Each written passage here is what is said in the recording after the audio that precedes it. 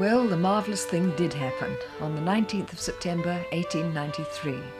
The Universal Franchise Bill was passed, and Miss Lovell Smith recalls the scene at her home when the news was received. I was a small child at the time, but I do remember the day the government passed the bill. A special messenger was sent out from Christchurch out to my home, which was 7 miles out of town, to tell my mother that the bill had been passed. And my mother came out to a group of us who were playing out of doors and told us, and I remember I had 3 brothers and they all cheered and threw their caps into the air. It was said that New Zealand women had the vote handed to them on a platter, that they were given it before they ever asked for it. Now, this was not at all true. There were a great many agitations and articles in papers and stormy meetings and hot words and a great deal of house-to-house canvass and petitions to Parliament. And though there was no violence, there was some absurdity. They said women were too sentimental to listen to reason. One said that women would always vote for the handsomest candidate. Oh, it was an exciting time, let me tell you. Old Seddon didn't want it, you know. He didn't. He put everything he could against it. And the old hypocrite, when the whole thing was over, he congratulated the women, you see, on having won the franchise. And one woman looked at him and she said, "You're nothing but a hypocrite." And he said, "No, I'm a politician. I always side with the winning side." But the men didn't like it. They didn't like their wives, their daughters voting. No, they said their wives didn't want it. My own father said, "My wife is content to be as she is." And my mother said, "But I'm not." So we had a row at home over that. Oh, I think it was quite exciting, you know. The status of women badly wanted raising. They were not supposed to be able to handle money and property. So, when a woman married, everything she possessed accrued immediately to her husband. When a woman was a widow, if she had money, when her eldest son came of age, he was entitled to take over everything she possessed, and he, if you please, had authority over her.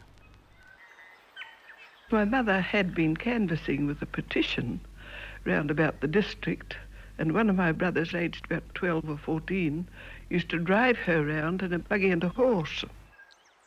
And my mother would ask if the lady of the house would like to sign this petition. More often than not, she had a favourable reception, but occasionally she met with a rebuff. One time, a woman slammed the door in her face and told her to go home and mind her children. And one house she went to, the woman was rather reluctant to sign this petition. Then a big voice came from the back room, "Sign it, woman, sign it." And so she signed it. I voted in the parliamentary elections of 1893, when women first had that privilege, that right. I was very interested in the women's franchise movement, organised by the Women's Christian Temperance Union, and helped to get signatures for the big petition you've heard about. New Zealand women were content to petition. I suppose you never thought of stirring up obstinate legislators by setting fire to post boxes or storming Parliament building? Oh, no. Mrs. Shepherd, who directed the franchise movement, was a lady. She would never have approved of violence, though we had some provocation. We put up with abusive criticism from our chief opponents, and some silly things were said about our ideal in Parliament. And if you can believe the pictures and the jokes that have come down from that time, the women who started it were not very handsome, not very well-mannered, and not very well-dressed.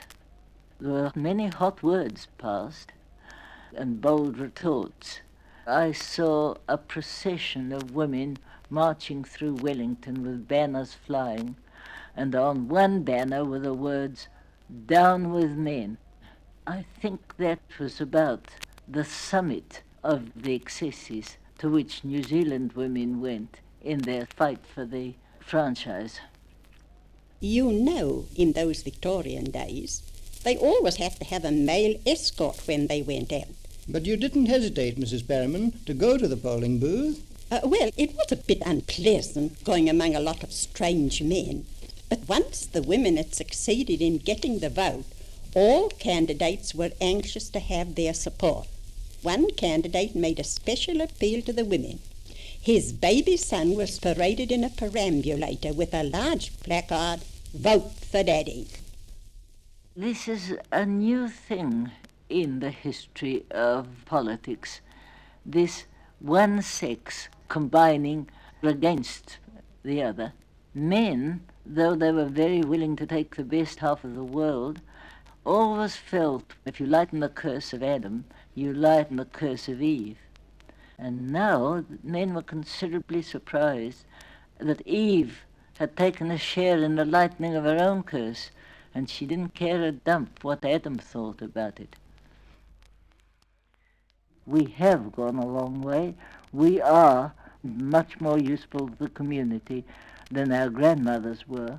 We have more confidence to speak and think and act as we like. It has undoubtedly raised the status of women.